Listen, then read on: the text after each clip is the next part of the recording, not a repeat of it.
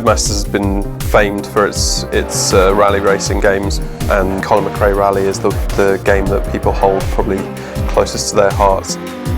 There was a definite desire for us to return to our more rally-based roots that we'd obviously started with in the Colin McRae franchise.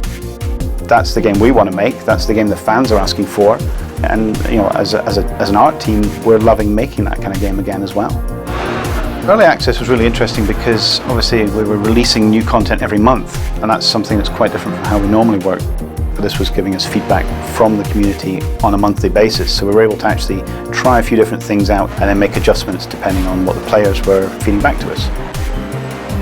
The key pillar that we grew the whole game on was just the idea of making the most authentic and best rally racing experience that had ever been made.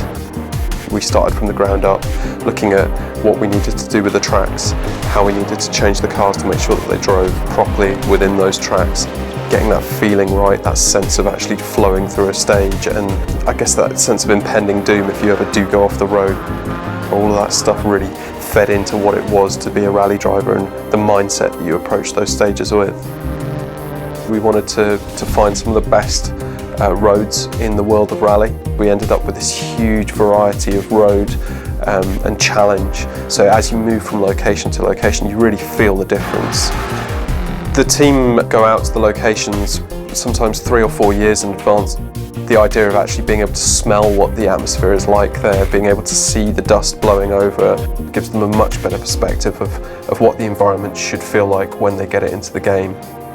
I think you can tell that when you're playing the game that these aren't made up, these aren't lines which are just drawn for fun or gameplay purposes. We've gone the extra step to make those roads authentic to as they are in real life. These stages are much longer than anything that's been in DiRT before. I think that really helps to make it feel like you're on a journey through an environment, much like a real rally driver would be, and you really feel like you've achieved something when you reach the finish line at the end. We'd always made amazing recordings of our engine sounds and gravel kick-up effects, but we'd never really utilised them to their full potential with the old physics engine. Just bringing up the level of detail in the physics instantly brought up the level of detail in the audio, and it meant that when we went out and recorded new cars, we knew that we were going to get even better fidelity out of the experience. We have contacts in the rally community, so we got people like Ryan Champion, who owns the Subaru Impreza that we recorded for the game, to come in, and he spent a day with us validating stuff.